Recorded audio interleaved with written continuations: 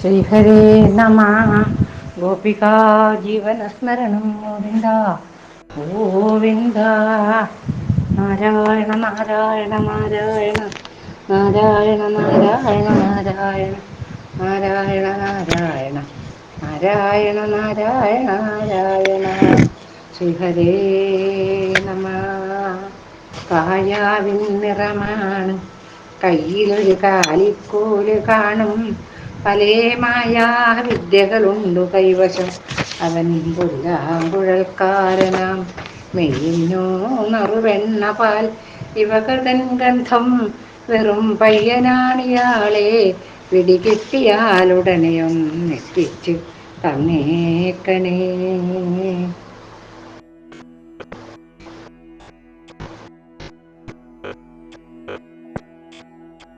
കണ്ണൻ്റെ ഒരു വികൃതിത്തരം അങ്ങനെ തുടങ്ങിയായി. അങ്ങനെയല്ല ഇന്നലെ പറഞ്ഞതിൻ്റെ കുറച്ചു ഭാഗം. പശുക്കുട്ടി ഒരു മുല കുടിക്കുമ്പം മറ്റേത് കണ്ണൻ മുട്ടുംകുത്തി നിന്ന് കുടിക്കും. നമുക്ക് മനോഹരമായ ഒരു ചിത്രം അങ്ങനെ കാണാറുണ്ടല്ലോ. അങ്ങനെ പശു എന്ത് ചെയ്യുന്നു? സ്വന്തം കുഞ്ഞിനല്ല നക്കുന്നത്, ഈ ഉണ്ണിക്കണ്ണനെ നക്കുന്നു പശു. യശോദങ്ങനെ മൂക്കത്ത് വിരൽ വെച്ച് നിന്നുപോയി എന്നാണ് പറയുന്നത്. മറ്റു ഗോപികൻ വിളിച്ചു വാ വാ വാ, ഇങ്ങനെ കൈകൊണ്ട് ഇങ്ങനെ വിളിച്ചു ഒച്ചയെടുക്കാതെ വിളിച്ചിട്ട് കാണിച്ചു കൊടുത്തു. നോക്കറ പരിപാടിന്ന്. അപ്പം പിന്നീട് യശോദ പറഞ്ഞു, കണ്ണ മോനെ അമ്മ കണ്ടു കള്ളക്കുട്ട, അമ്മ എല്ലാം കണ്ടു എന്ന് പറഞ്ഞു. അമ്മ പറഞ്ഞ് കള്ളച്ചിരിയുമായി കണ്ണൻ അമ്മയുടെ ഉടുപൊടാത്തൊമ്പിൽ ഞാന്നു. ഇന്ദിരാപതിയിടക്കൊളിച്ചിടും നന്ദപത്നിയുടെ പട്ടുചേലയിൽ ചന്തമേറിയൊരു പിന്നിലാവുഷസന്ധ്യതൻ പ്രഭയിലെന്ന പോലവേ. അങ്ങനെ ഉണ്ണിക്കണ്ണൻ അമ്മേൻ്റെ ഒടുകൂടത്തുമ്പിൽ അങ്ങനെ ഒളിച്ചു. കണ്ണൻ്റെ വദനത്തിൽ ഒഴുകി ഇറങ്ങിയ അറമ്പാലില്ല, അതമ്മ തുടച്ചു കളഞ്ഞു. അങ്ങനെ മുഖത്തെല്ലായിട്ടുണ്ട് പാല്. പിന്നൊരു ദിവസം എന്താ പരിപാടി? ഉണ്ണീൻ്റെ ഭയങ്കരമായ നിലവിളി കേട്ടിട്ട് യശോദ ഓടി വന്നു. അപ്പോൾ ഒരു ഗോപിക കണ്ണനെ എടുത്തുകൊണ്ട് വരികയായിരുന്നു. അയ്യോ കണ്ണൻ എന്ത് പറ്റി, എൻ്റെ ഉണ്ണിക്ക് എന്ത് പറ്റി, അവൻ പേടിച്ചതുപോലുണ്ട് എന്ന് പറഞ്ഞു അമ്മ. അപ്പം ഗോപിക പറഞ്ഞു, ഗോപകുമാരൻ ഭയന്നത് തന്നെയാണ്, അവൻ ചിത്രത്തൂണിലെ സിംഹത്തെ കണ്ട് ഭയന്നാണ് നിലവിളിച്ചത്. നരസിംഹമൂർത്തി ആ സിംഹത്തിനെ കണ്ടിട്ട് നിലവിളിച്ചു. ഞാൻ ചെല്ലുമ്പോൾ ആ രൂപം നോക്കുന്ന കേശവൻ കരയുന്നതാണ് കണ്ടത്. യശോദ പറഞ്ഞു, മോനെ അത് പ്രതിമയല്ലേ, ജീവനില്ലാത്തത്, അതൊന്നും ചെയ്യുകയില്ല. യശോദ കുഞ്ഞിനെങ്ങനെ ആശ്വസിപ്പിക്കണം. എന്തൊക്കെയാണ് അവിടുത്തെ മനോഹരമായ കാര്യങ്ങൾ. കണ്ണൻ്റെ കരച്ചിൽ കേട്ട് അടുത്തുള്ള ഗോപിമാർ ഓടിയിരുന്നു. എന്തുണ്ടായി എന്ന് ചോദിച്ചു. വിവരം അറിഞ്ഞവർ പറഞ്ഞു, യശോദേ കണ്ണൻ നന്നായി പേടിച്ചിട്ടുണ്ട് കേട്ടോ, അവനെ പുറത്തു വിടണ്ട, ഭയമേറിയാൽ കുഞ്ഞിന് ബോധക്ഷയം വരും എന്ന് പറഞ്ഞു. കുഞ്ഞിന് പേടി വന്നാൽ ബോധക്ഷയം വരും എന്നാണ് പറഞ്ഞത്. യശോദ അതിന് മറുപടി ഒന്നും പറഞ്ഞതുമില്ല. എന്താ പറയേണ്ടത് കുഞ്ഞിൻ്റെ കാര്യത്തിൽ? കേശവനാകട്ടെ ഗോപികമാരെ നോക്കിയിട്ട് പുഞ്ചിരിച്ചു.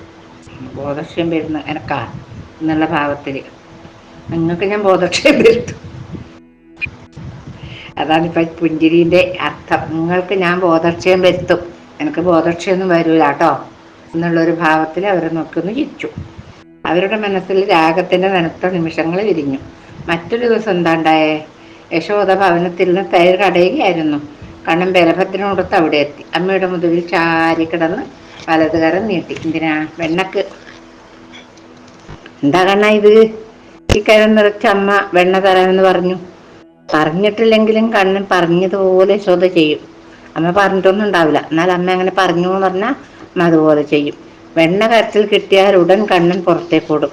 പെട്ടെന്ന് വിളിച്ചു, അയ്യോമേ വെണ്ണ കാക്കം കൊത്തിക്കൊണ്ടുപോയേ, കാക്ക കൊത്തിക്കൊണ്ടുപോയേ ഉണ്ണിയുടെ വെണ്ണ എന്ന് പറഞ്ഞിട്ട് കരയാൻ തുടങ്ങും. വിളിച്ചു പറയും, അയ്യോ അമ്മേ വെണ്ണക്കാകം കൊത്തിപ്പോയി എന്ന് പറഞ്ഞു. വെണ്ണ മുഴുവൻ ഒറ്റ കുത്തിന് വായിൽ തിരികിയിട്ടാണ് കണ്ണൻ ഇങ്ങനെ പറയുന്നത്. നറുവെണ്ണയല്ലേ, എന്തൊരു സ്വാദുണ്ടാവും, പറഞ്ഞറിയിക്കാൻ വയ്യാത്ത സ്വാദല്ലേ ആ പുതുവെണ്ണക്ക്. നമുക്കറിയാം എല്ലാം കണ്ണൻ്റെ കള്ളത്തരാണ്, നമുക്കറിയാം അതൊക്കെ. കണ്ണൻ വീണ്ടും രണ്ട് കൈ നെറ്റി പറയും, വെണ്ണ തരൂ, എനിക്ക് വിശക്കുന്നു. ഈ വെണ്ണ തന്നിട്ടാണോ ഈ ഉണ്ണി വിശപ്പ് മാറ്റുക? എന്തൊരു ഉണ്ണിയാപ്പാ ഇത്? യശോദ ഒരു കരത്തിൽ വെണ്ണ വെച്ചു കൊടുത്തു. അമ്മേ കണ്ണ് നീട്ടി വിളിച്ചു. എന്താ മോനെ? അമ്മേ നോക്കമ്മേ, മറ്റേ കൈ കരയുന്നു അപ്പോ, അത് കരയുന്നു അമ്മേ, അതിനും കൂടെ അല്പം വെണ്ണ കൊടുക്കമ്മേ, എല്ലാവരെയും ഒരുപോലെ കാണണം, പക്ഷഭേദം അമ്മ കാണിച്ചുകൂടാന്ന് പറഞ്ഞു. ഇത് കേൾക്കുമ്പോൾ യശോദ പുഞ്ചിരിക്കും. രണ്ട് കരത്തിലും വെണ്ണ വെച്ചു കൊടുക്കും. നിമിഷത്തിനുള്ളിൽ വെണ്ണ കവർന്ന് ഉണ്ണിക്കണ്ണൻ ആദ്യത്തെ കരം കാണിക്കും. ആ കരമാണ് ഇപ്പോൾ കരയുന്നത്. ഇങ്ങനെ മാറി മാറി മാധവൻ വെണ്ണ വാങ്ങി വാങ്ങി കഴിക്കും. ഒരു അസുഖം ഉണ്ണിക്ക് ഈ വെണ്ണ തിന്നിട്ടുണ്ടായിട്ടില്ല ഇതുവരെ. യശോദക്ക് മകന്റെ ബാല്യചാപല്യം ഏറെ ഇഷ്ടപ്പെട്ടു. ചിലപ്പോൾ യശോദ പറയും, നിന്റെ ഒരു കരത്തിന് വിശപ്പ് കൂടുതലാണ്, അത് കരയട്ടെ. അയ്യോ അമ്മേ, കുഞ്ഞിക്കയ്യല്ലേ, കരയിക്കരുതമ്മേ, ദൈവദോഷം അമ്മക്ക് കിട്ടും. അത് പറഞ്ഞ് കണ്ണൻ ചിണുങ്ങുവാൻ ആരംഭിക്കും. യശോദ വീണ്ടും പറയും, അമ്മ വെറുതെ പറഞ്ഞതല്ലേ, അവൻ്റെ രണ്ട് കൈ നിറയെ വെണ്ണ തരാമല്ലോ അമ്മ. യശോദ രണ്ട് കരത്തിൽ നിറയെ വെണ്ണ നൽകി. നവനീതവുമായി പുറത്തേക്ക് വന്ന കണ്ണൻ പെട്ടെന്ന് അത് ഭക്ഷിച്ചു. തൊണ്ടയിൽ വെണ്ണ തടഞ്ഞതായി ഭാവിച്ചു കണ്ണൻ തള്ളി അകത്തേക്ക് വന്നു. ആര് പറഞ്ഞു കൊടുക്കണ്ടല്ലോ അല്ലേ, ഈ വികൃതി തരുന്ന ആര് പറഞ്ഞു കൊടുക്കണ്ടല്ലോ. അങ്ങനെ അയ്യോ അയ്യോ സംസാരിക്കാൻ പറ്റാതെ തൊണ്ടക്ക് എന്തെങ്കിലും തിന്നുമ്പോൾ ഭക്ഷണം സാധനം തൊണ്ടക്ക് തടഞ്ഞാൽ നമ്മൾ കളിക്കൂല, അതുപോലെ ആയി. ഇടറിയ സ്വരത്തിൽ വിളിച്ചു. ശരിക്കും വിളിക്കുന്നില്ല, ഇത് തൊണ്ടക്ക് കണിഞ്ഞിട്ടില്ലേ. തൊണ്ടയിൽ വെണ്ണ തടഞ്ഞേ, അല്പം പാല് തന്നാൽ മതി, ഉടനെ വെണ്ണ ഇറങ്ങിപ്പോവും, ചൂടുള്ള പാൽ തരൂ അമ്മേ, ചൂടുള്ള പാൽ തരൂ, ഇങ്ങനെ പറഞ്ഞു. കണ്ണന്റെ ഭാവം കണ്ടത് സത്യമാണെന്ന് തോന്നിപ്പോയി യശോദക്ക്. വേഗം കലക്കി കുറുക്കിയ വെണ്ണ അവിടെ വെച്ചിട്ടമ്മ ചൂട് പാലെടുക്കുവാൻ അകത്തേക്കൂടി. ഈ സമയം കൊണ്ട് കണ്ണൻ നിറം വെണ്ണ വാരി അകത്താക്കി. യശോദ പാലുമായി വന്നപ്പോൾ വെണ്ണയിൽ മുഖം പൂത്തിക്കിടക്കുന്ന കണ്ണനെയാണ് കണ്ടത്. യശോദ തന്നെ ചിരിച്ചുപോയി. കൂടെ കണ്ണനും ചിരിച്ചു. ചിതറിത്തെറിച്ച വെണ്ണ മാർജാരൻ നക്കി തുടച്ചു. ഈ മാർജാരന്മാരും മണ്ണാമാരും ഒക്കെ ഉണ്ടല്ലോ, കുരങ്ങന്മാരൊക്കെ പിറകെ തന്നെ ഉണ്ടാവും. ഇതിൻ്റെ ഒരു കുറച്ച് അവർക്കും കിട്ടുമല്ലോ, അതിനു വേണ്ടിയിട്ട്. ദിവസങ്ങളിങ്ങനെ ആനന്ദ തൊന്തിലങ്ങളായി കടന്നുപോയി. സന്തോഷത്തിൻ്റെ ദിവസങ്ങളായിരുന്നു അതൊക്കെ. പൂമ്പാറ്റയോടും പൂങ്കുരുവിയോടും സ്വകാര്യം പറഞ്ഞും യമുനയുടെ കുളിരിൽ സ്വയം മറന്നും മാധവൻ ഇങ്ങനെ ഗോപാലന്മാർക്ക് ആനന്ദം കൊടുത്തുകൊണ്ടേയിരുന്നു. മറ്റൊരു ദിവസം എന്താണ് പറ്റിയതെന്ന് പറയാം. യശോദ തൈര് കടയുകയായിരുന്നു. ഉണ്ണിക്കണ്ണൻ ഓടി വന്നു അമ്മയുടെ മടിയിൽ കയറി. അപ്പോൾ കണ്ണന് പാൽ കുടിക്കണം. ഇത് പാല്, അമ്മയുടെ പാല്. യശോദ അടുപ്പിൽ പാൽ തിളപ്പിക്കാൻ വെച്ചിട്ടാണ് തൈര് കടയുവാൻ ഇരുന്നത്. ദധിമഥനത്തിൽ യശോദ ഉത്സുകയായിരുന്നപ്പോൾ പാല് തിളച്ച് തൂവാൻ ആരംഭിച്ചു. പെട്ടെന്ന് കണ്ണനെ മാറ്റി നിർത്തിയിട്ട് തൂവാൻ തുടങ്ങിയ പാൽക്കുടം വാങ്ങുവാൻ യശോദ പോയി. പക്ഷേ കണ്ണൻ ഇതത്ര രസിച്ചില്ല. സത്യമല്ലേ, ഉണ്ണിനെ ഒക്കത്ത് എടുത്തിട്ട് പോയാൽ മതിയായിരുന്നു അമ്മ. എന്നാൽ ഉണ്ണി അന്ന് ഒരു വികൃതിത്തരം കാണിക്കൂലായിരുന്നു അല്ല മോനെ, ഒന്നും കാണിക്കൂലായിരുന്നു.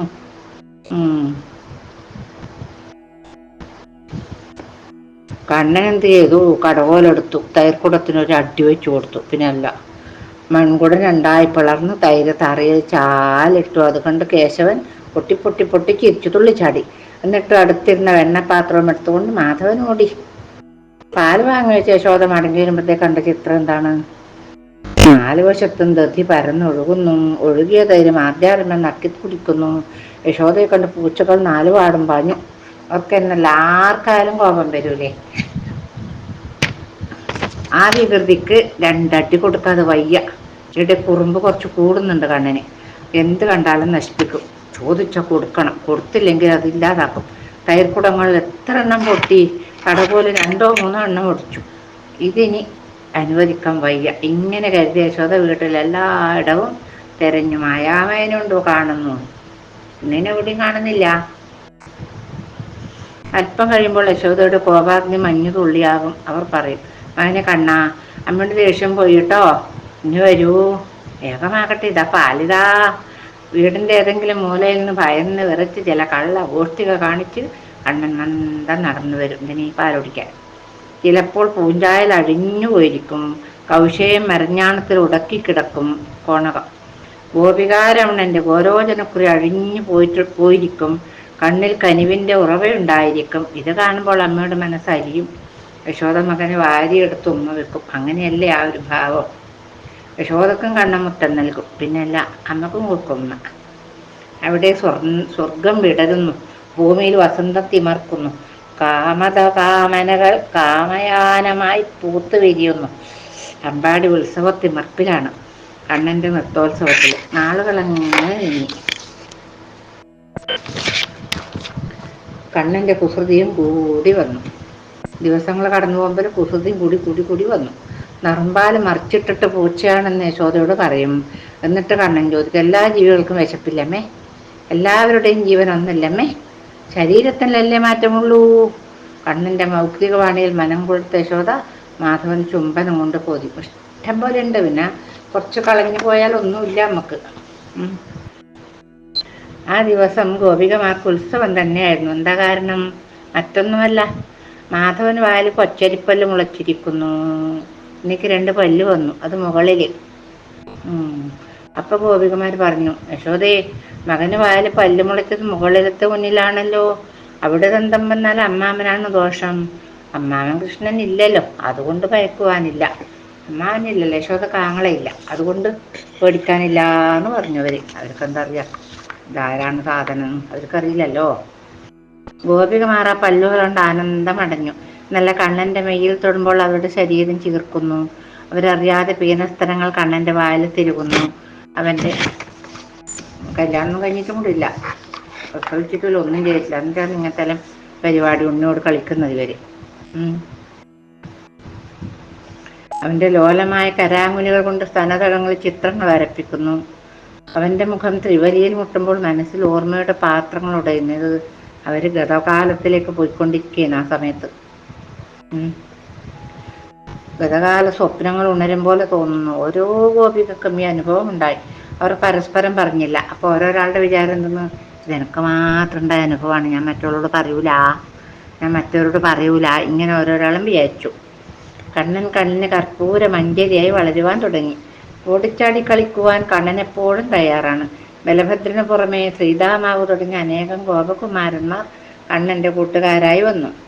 കാളിന്തീരകത്തിലെ കടമ്പിൻ തണലിൽ അവർ കണ്ണുപൊത്തി കളിച്ചു. താലവൃക്ഷത്തണലിൽ കളിവീടുണ്ടാക്കി രമിച്ചു. പൂവാലിപ്പശുക്കളുടെ നനുത്ത വദനത്തിൽ മുഖം ചേർത്ത് ജീവിതത്തിൻ്റെ നറും ഭാവങ്ങൾ തേടി. ആ പശുവിൻ്റെ മുഖത്ത് ഇങ്ങനെ സ്വന്തം മുഖം ഇങ്ങനെ അമർത്തി പിടിച്ചിട്ട് നിൽക്കും. ഒരുമയാർന്നു, തൂമയാർന്നു. കണ്ണനും കൂട്ടനും അമ്പാടിയിൽ അമരാവധി ഉണർത്തി. ദേവലോകം തന്നെ ഇപ്പം അമ്പാടിയിൽ.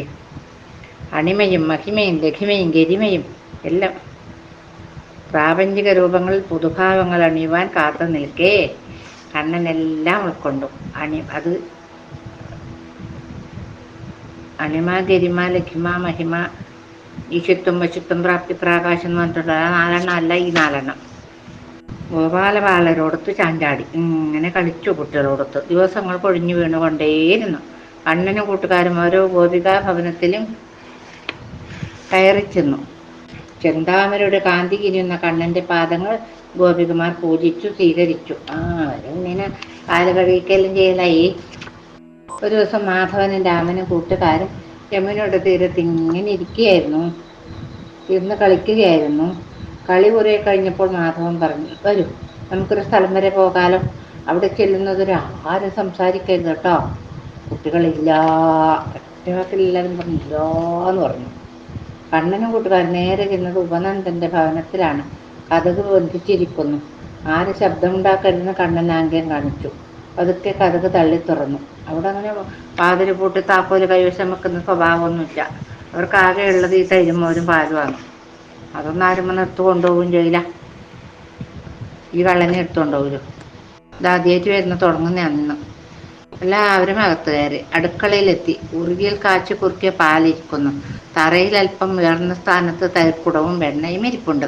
കേശവൻ എല്ലാം എടുത്തു. ആദ്യം കൂട്ടുകാർക്ക് നൽകി, പിന്നെ പൂച്ചകൾക്കും മാനന്മാർക്കും കൊടുത്തു. മതിയാവോളം താനും കഴിച്ചു.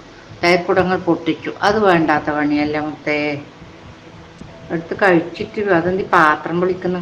അവർക്ക് പിറ്റേ ദിവസത്തേക്കും വേണ്ട ഉണ്ണി. പാൽക്കുടത്തിൻ്റെ ചുവട്ടിൽ കണ്ണുമിട്ടു. മണ്ണ് എന്നിട്ട്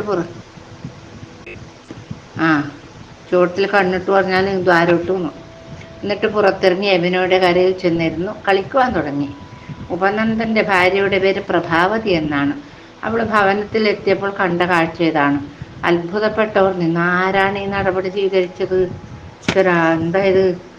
അവളെല്ലായിടത്തും നോക്കി, അതാ കിടക്കുന്നു ഒരു മയിൽപ്പീലി, അതാ കള്ളനെ കയ്യോടെ പിടികൂടി തൊണ്ടി സഹിതം. പ്രഭാവതി കാര്യങ്ങൾ ഊഹിച്ചു. കണ്ണൻ്റെ പണിയാണിത്.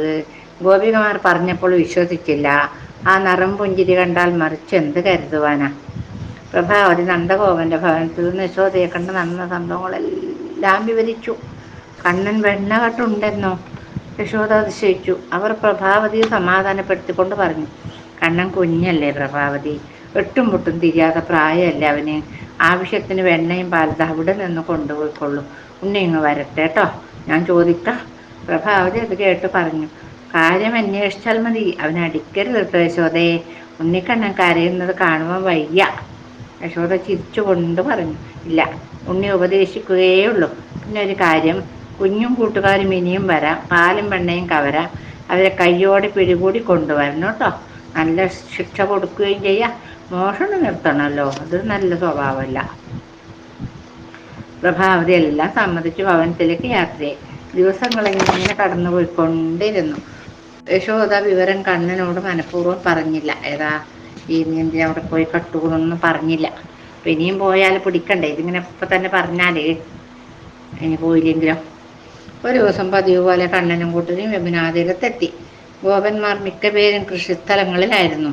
ഇത് തന്നെ തക്കം, പത്തക്കം ബിംബം കക്കാൻ എന്ന് വിചാരിച്ച് കണ്ണൻ കൂട്ടുകാരുമൊത്ത് പ്രഭാവതിയുടെ ഭവനത്തിൽ തന്നെ നേരെ അവിടത്തേക്ക് തന്നെ പോയി. അടുക്കളയിൽ നോക്കിയപ്പോൾ നറുമ്പാൽ തിളപ്പിച്ച് വറ്റിച്ച് ഉറിയിൽ വെച്ചിരിക്കുന്നത് കണ്ടു. കണ്ണനൊരു പീഠമിട്ട് അതിൽ കയറി. എന്നിട്ട് കാലുകളെ തെളിക്കുന്ന കോലെടുത്ത് കലത്തിൻ്റെ ചുവട്ടുകൾ താരമിട്ടു. ആദ്യം രാമൻ കുടിച്ചു, കൂട്ടുകാർ മാറി മാറി കുടിച്ചു. തറയിൽ വീണ ക്ഷീരത്തുള്ളികൾ പൂച്ചകൾ മത്സരിച്ചു കുടിച്ചു. പാലിൻ്റെ നറും രസം നുണയുവാൻ വാനരന്മാരും എത്തിയിരുന്നു. അവസാനം കണ്ണൻ പീഠത്തിൽ കയറി വായ് മലർത്തി പാൽ കുടിച്ചു. പാലിൻ്റെ അവശിഷ്ടം കിട്ടാതായപ്പോൾ പൂച്ചകൾ കടിപിടി കൂടി. ഈ കോലാഹലം കേട്ട് പ്രഭാവതി ഓടി വന്നു. അതാ അവർ വരുന്നത് കൊണ്ട് കുട്ടികൾ നാലുപാടും പാഞ്ഞു. ബലരാമനും പുറത്തുപോയി. പീഠത്തിലായതിനാൽ കണ്ണൻ ഓടുവാൻ കഴിഞ്ഞു? അതുമില്ല. ഗോപിക കണ്ണനെ കയ്യോടെ പിടികൂടി. അമ്മ പറഞ്ഞിട്ടുണ്ടല്ലോ കയ്യോടെ പിടികൂടണമെന്ന്. പിടികൂടി. അപ്പോൾ തന്നെ മാധവനെയും കൊണ്ട് പ്രഭാവതി നന്ദഗോപന്റെ ഭവനത്തിലേക്ക് നടന്നു. കണ്ണൻ്റെ കള്ളം കണ്ടുപിടിച്ചതിൽ വിജയഭാവമായിരുന്നു അവൾക്ക്. കണ്ണുനീരൊഴുക്കിക്കൊണ്ട് കേശവൻ ഗോപികയുടെ പിന്നാലെ നടന്നു. പാപം കരഞ്ഞുകൊണ്ട് പോകുന്നു. ആ ഒരു ചിത്രം കാണാനാവൂല മോനെ. യശോദ ഭവനത്തിലുണ്ടായിരുന്നു. അവരെ കണ്ട ഉടനെ ആഹ്ലാദഭാവത്തിൽ പ്രഭാവതി പറഞ്ഞു, യശോദേ, നിന്റെ മകനിതാ. പാല് കട്ടു കുടിക്കുകയായിരുന്നു ഇവൻ. ഞാൻ കയ്യോടെ പിടിച്ചു. ഇവൻ ഇനി മോഷണം നടത്തരുത്. യശോദ ഉണ്ണിയെ കണ്ടിട്ട് പറഞ്ഞു, തീർച്ചയായും ഇവനൊരു പാഠം പഠിപ്പിക്കണം. മോഷണം നല്ല തൊഴിലല്ല, നല്ല പ്രഹരം കൊടുക്കണം. പ്രഭാവതി പറഞ്ഞു, അതിനല്ലേ ഞാൻ ഇവനെയും കൊണ്ട് വന്നത്. ഇവിടെയോ? യശോദ അതിശയത്തോട് ചോദിച്ചു. ഇവിടെ തന്നെ, അല്ലാതെ കുസത്തി കുടുക്കി എവിടെയാണ് കൊണ്ടുപോകേണ്ടത്? യശോദ പറഞ്ഞു, പ്രഭാവതി, നീ പറയുന്നത് എന്താണ്? നിനക്ക് ഉന്മാദം പിടിച്ചോ? നീ കൊണ്ടുവന്നത് നിന്റെ മകനെ തന്നെയാണ്. അവൻ്റെ തെറ്റിനെന്തിന് നീ ഇവിടെ ആവലാതിപ്പെടുന്നു എന്ന് ചോദിച്ചു. എൻ്റെ മകനാ? പ്രഭാവതി ഉണ്ണിയെ സൂക്ഷിച്ചു നോക്കി. അതെ, സ്വന്തം മകൻ തന്നെ. കാതരമായി അവൻ അമ്മയെ നോക്കുന്നു. പാവം. പ്രഭാവതി ഉറക്കെ പറഞ്ഞു. അയ്യോ, ഇതെങ്ങനെ?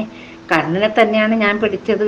മഞ്ഞപ്പൊട്ടും ചാർത്തി മയിൽപ്പീലിയും തിരികെ നിറമ്പാൽ കുടിക്കുന്ന കേശവൻ തന്നെയാണ് ഞാൻ ബന്ധിച്ചത്.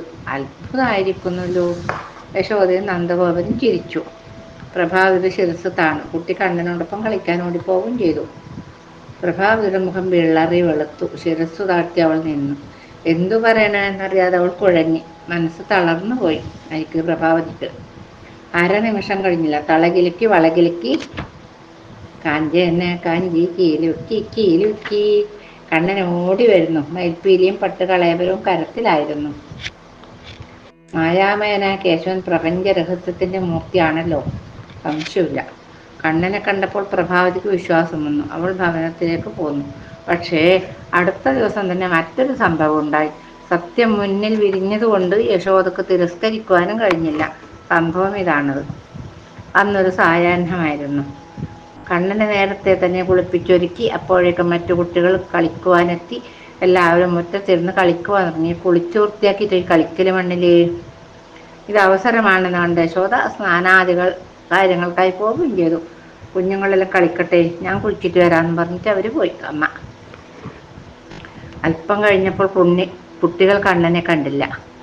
ഏ കണ്ണനെവിടെ, കണ്ണനെവിടെ, പരസ്പരം ചോദിച്ചു. അപ്പോൾ ഒരു കുട്ടി പറഞ്ഞത്, ആ കണ്ണൻ ഇപ്പോൾ അകത്തേക്ക് പോകുന്നത് കണ്ടു. എല്ലാവരും ഭവനത്തിൻ്റെ ഉള്ളിലേക്ക് ഓടി. അപ്പോൾ കണ്ണൻ ഒരു ഉരുട്ടുന്ന കാഴ്ചയാണ് കണ്ടത്. ആരും മിണ്ടരുതെന്ന് ഇങ്ങനെ ആംഗ്യം കാണിച്ചു. എല്ലാവരും കേശവന്റെ ചേരികൾ നോക്കി നിന്നു. മാധവൻ ഉറിയുടെ കീഴിൽ കൊണ്ടുവച്ചു. ഒരു വിധത്തിൽ അതിൽ കയറി. പക്ഷെ ഉറിയിലെത്തുന്നില്ല. പ്രയാസപ്പെട്ടിറങ്ങി. അതിൻ്റെ മുകളിൽ ഒരു നാൽക്കാലിട്ട് അതിൻ്റെ പുറത്ത് കയറി നിന്നു. ഒരു പീഠം. ഒരു നിമിഷം നാൽക്കാലിയും മുരളും മറിഞ്ഞു. കണ്ണൻ ഉറിയിൽ ബലമായി പിടിച്ചിരിക്കണം, അതുകൊണ്ട് വീണില്ല കേട്ടോ. ഉരൽ മറിഞ്ഞതിൻ്റെ ആയത്തിൽ കണ്ണൻ ആടുവാൻ തുടങ്ങി. ഊഞ്ഞാലേ പൊന്നു ഊഞ്ഞാലേ, ഉണ്ണിക്കണ്ണൻ ഊഞ്ഞാലാടി. കണ്ണൻ്റെ മുഖം ഭയം കൊണ്ട് ചുരുങ്ങി. കൂട്ടുകാർ ചിലർ വിവരം യശോദയെ അറിയിച്ചു. പരിഭ്രാന്ത ചിത്തയായ യശോദ ഓടിയെത്തി. വിഷമിക്കുന്ന ഭാവത്തോടെ കണ്ണൻ ഉറിയിൽ ആടുകയാണ്. മഞ്ഞപ്പട്ടഴിഞ്ഞ് ദശനയിലുടക്കി കിടന്നു. ആര് കണ്ടാലും ചിരിച്ചു. കണ്ണ, നിന്റെ പണി കൊള്ളാട്ടോ എന്ന് പറഞ്ഞ അമ്മ ഉണ്ണിയെ താഴെ ഇറക്കി. കണ്ണൻ ചിരിച്ചുകൊണ്ട് നാണത്താൽ തൊടുത്തു. അമ്മയുടെ ഉടകുടവത്തുമ്പിൽ തൂങ്ങി. ഇതാണ് ഇടക്കിടക്കിലെ പണി. നാണം വരുമ്പോൾ അമ്മേൻ്റെ ഉടവത്തുമ്പിൽ അങ്ങ് തൂങ്ങും. അപ്പം ഇപ്പം ഉണ്ണി അമ്മേൻ്റെ ഒടുകുടവത്തുമ്പിൽ ഇങ്ങനെ തൂങ്ങി അമ്മയോട് കിന്നാരം കളിച്ചുകൊണ്ട് നിൽക്കുന്ന ഈ അവസരത്തിൽ നമുക്ക് ഇന്നത്തെ ഭാഗം ആ പൊന്നു തമ്പുരാൻ്റെ തൃപ്പാദപത്മത്തിൽ സമർപ്പിച്ച്, കായേന വാചാ മനസേന്ദ്രിയേർവാ ബുദ്ധ്യാത്മനാ വാ പ്രകൃതേ സ്വഭാവാത് കരോമി യദ്യൽ സകലം പരസ്മൈ നാരായണായേതി സമർപ്പയാമി. എല്ലാം ഭഗവാന്റെ പാദത്തിൽ സമർപ്പിച്ച് അടുത്ത എപ്പിസോഡിന് വേണ്ടി കാത്തു നിൽക്കാം. നമുക്ക് എന്താ അടുത്ത പരിപാടി എന്ന് അറിയണ്ട. നമുക്ക് ഇപ്പോൾ ബ്രഹ്മാണ്ടം മുഴുവൻ നമുക്ക് കാണിച്ചു കൊടുക്കുന്നതാണ് അടുത്ത ഭാവം.